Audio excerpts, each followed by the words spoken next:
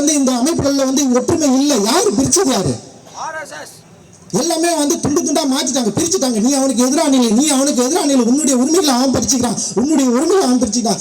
25-30% இருக்கிற மக்களை துண்டு துண்டா பிரிச்சு, தனித்தனியா பிரிச்சு, தனித்தனி கொள்கைகளை அவங்க கிட்ட கொடுத்து நம்முடைய ஒற்றுமையை சதைச்சிட்டான்.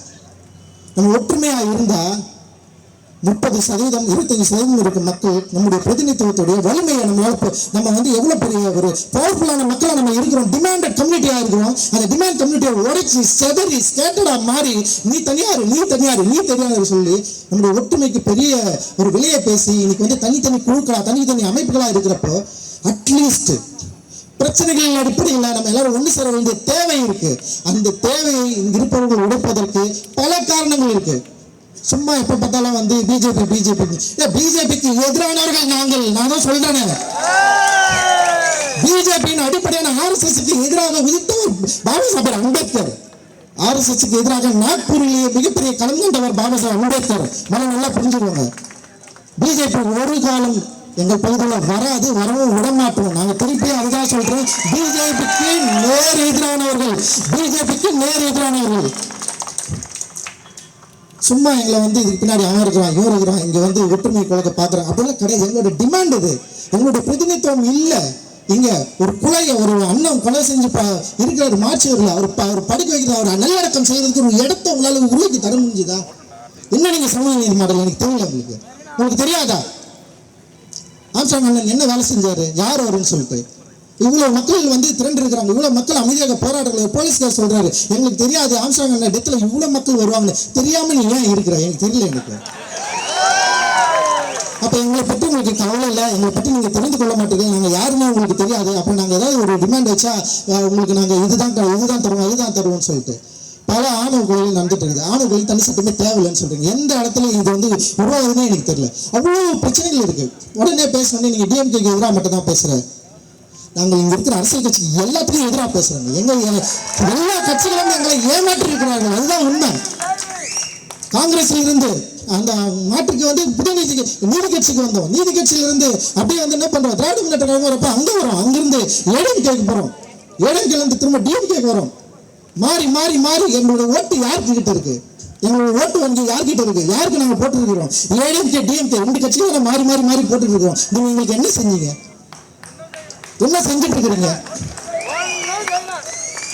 அப்ப ஒரு தலைவர் இறந்த உடனே அந்த தலைவரை ஊருக்கு வெளியே புதைக்கிறதா உங்களுடைய திட்டமா? இப்ப நாங்க டிமாண்ட் ஒன்று வைக்கிறோம், அந்த தலைவருக்கு மணிமண்டபம் சென்னையில கட்டணும். உங்களால முடியுமா? நீங்க சொல்லுங்க. நீங்க தலித் மக்களுடைய இவ்வளவு மக்கள் திரண்டு வந்து ஒரு கோரிக்கை வைக்கிறாங்க, ஆம்ஸ்ட்ராங் அண்ணனுக்கு இங்கே சென்னையில ஒரு மணிமண்டபம் நாங்க கட்டணும் விரும்புறோம். கட்டுறமா? வேணுமா? சரி, திமுக அரசிடம் முறையாக கோரிக்கை வைக்கிறோம். சமூக நீதி மேல் பற்றுள்ள திமுக அரசு அண்ணன் ஆம்ஸ்ட்ராங் அவர்களுடைய மறைவையொட்டி அதற்கு பிறகு நடந்த சில விஷயங்களை நாங்கள் மறப்பதற்கும் தயாராக இருக்கிறோம். நீங்கள் முடிந்தால் இதை நீங்கள் வந்து எங்களுக்கு வந்து ஒரு சப்போர்ட்டிவாக மாற்றுறதா இருந்தால் அண்ணனுக்கு மணிமண்டபம் சென்னையில் நீங்கள் கட்ட தயாராக இருக்க வேண்டும் எங்களுடைய வேண்டுகோள்.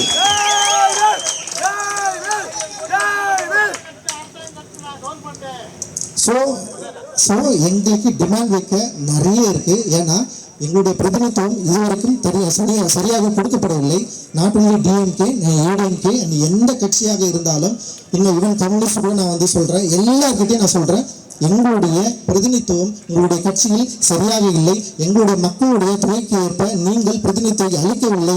எங்களுடைய அடிப்படை உரிமையான ரிசர்வேஷன் மூலமாக எங்களுக்கு நீங்கள் ஒதுக்கிய எம்எல்ஏ சீட்டுகள், எம்எல்ஏக்களும் எம்பிக்களும் ஒரு நாளும் தலித் மக்களுடைய பிரச்சனை பற்றி பேசவே இல்லை. அவர்கள் முதல்ல வந்து டிஸ்குவாலிஃபை பண்ணி அவங்க எல்லாருமே வந்து நீங்க வந்து எம்எல்ஏ எம்பிகள் வந்து நீக்குங்க அப்படின்றத வந்து நாங்கள் இங்க கோரிக்கையாக வைக்கிறோம். இன்னொன்று முக்கியமா, ஏன்னா இது சும்மா விடுறது. இதுக்கப்புறம் தலித் பிரச்சனைகள் ஏதாவது நடந்தா இங்க இருக்கிற ஆதிதிராவிட நலத்துறை அமைச்சர் ரிசர்வேஷன் மூலமாக வெற்றி பெற்ற எம்பி எம்எல்ஏக்கள் மேயர் நீங்க எல்லாம் வந்து பார்க்கணும்னு வச்சுக்கீங்களேன், நீங்க வந்து சும்மா விட மாட்டோம். போய் சொல்றேன், முற்றுகை போராட்டம் தான் உங்களுக்கு. எவ்வளவு நாள் நீங்க இப்படியே இருக்க பாருங்க, எவ்வளவு நாள் எங்களை ஏமாத்திட்டு இருக்க பாருங்க. அப்படி இல்லையா, நாங்க வந்து டிஎம்கே தான், நாங்க ஏடிஎம்கே தான், நாங்க இந்த கட்சி தான் சொல்றீங்கன்னா ரிசர்வேஷன் கோட்டாவை பயன்படுத்தாதீங்க. அவ்வளவுதான் நான் சொல்றேன். நிறைய கோபம் இருக்கு, ஓகேவா? அந்த கோபம் என்பது எங்களுடைய ஆதங்கம். இத்தனை நாட்களாக நாங்கள் வேண்டி விரும்பி எதிர்பார்த்து கொண்டிருந்தது. இந்த மாற்றம் நிகழவே இல்லை. இந்த மாற்றம் எப்போது நிகழும்னு சொல்லிட்டு பல தலைமுறைகளாக காத்து கொண்டிருக்கிறோம். ஆனால் தலைமுறை கடந்த பின்பும் நீங்கள் தொடர்ந்து என் மக்களுடைய பிரச்சனைகளை, வன்கொடுமைகளை பற்றி நீங்கள் துல்லியம் ஆராயாம அது பிரச்சனையை அண்டர்ஸ்டாண்ட் பண்ணிக்காம நீங்கள் மற்ற சாதி பிரச்சனைகளும் தலித் சாதி பிரச்சனைகளும் ஒரே மாதிரி அணுகிறது தான் என்னோட பிரச்சனை. அது முதல்ல தயவு செஞ்சு புரிஞ்சுக்கோங்க. மற்ற சாதி பிரச்சனை வேற, தலித் பிரச்சனைகள் வேற. அதுவும் இதுவும் கிடையாது. இப்போ உயர் சாதி வர்க்கம் அப்படின்னு சொல்ற ஓபிசி இல்ல எம்பிசி இல்ல அந்த பிசி சாதியில் இருக்கிற சாதி ஒடுக்குமுறையும் எஸ்சி ஒடுக்குமுறையும் வேற. நீங்க ரெண்டுத்தையும் ஒண்ணா வச்சு எல்லாமே ஒரே சாதி அமைப்பு அப்படின்னு எல்லா சாதியும் ஒரே மாதிரியான பிரச்சனையை தான் ஹேண்டில் பண்ணுதுன்னு நினைக்காதீங்க.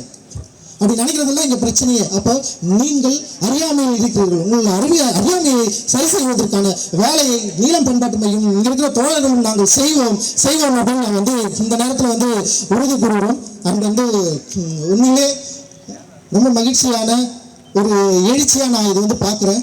ஆம்ஸ்ட்ராங் அண்ணனுக்கு பிறகு இந்த சென்னையை நோக்கி இருக்கிற நிறைய மக்களுக்கு ஒரு சின்ன மனத்தடங்கள் இருந்தது. இதற்கு பின்னாடி இதுக்கப்புறம் யார் அதை ஹேண்டில் பண்ண போறாங்க, மக்கள் கூடுவாங்களா கூட மாட்டாங்களா அப்படின்னு ஒரு பிரச்சனை இருக்கிறப்போ ஆம்ஸ்ட்ராங் அண்ணனுக்காக அவருடைய படுகொலைக்கு நீதி வேண்டி இவ்வளவு மக்கள் நம்ம கூடி இருக்கிறோம்ல, இதுவே மிகப்பெரிய அறைகூலா நான் பார்க்குறேன். மிகப்பெரிய வெற்றியா இதை பார்க்குறேன். தன்னார்வத்தோடு கலந்து கொண்ட ஒவ்வொரு சகோதர நெஞ்சங்களுக்கு என்னுடைய மிகப்பெரிய நன்றியையும் ஜெய்பீம் கலந்த வணக்கத்தையும் நான் தெரிவிச்சுக்கிறேன். ரொம்ப சாதாரண விஷயம் கிடையாது.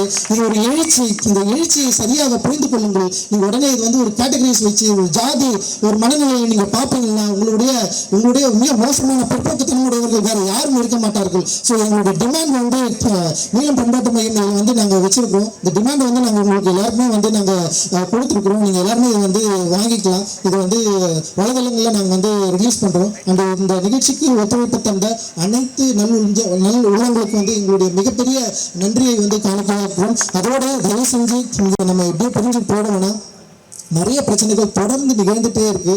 அது யார் ஹேண்டில் பண்றது, யார் செயல்படுத்துறதுன்ற நிறைய கவலைகள் இருக்கு.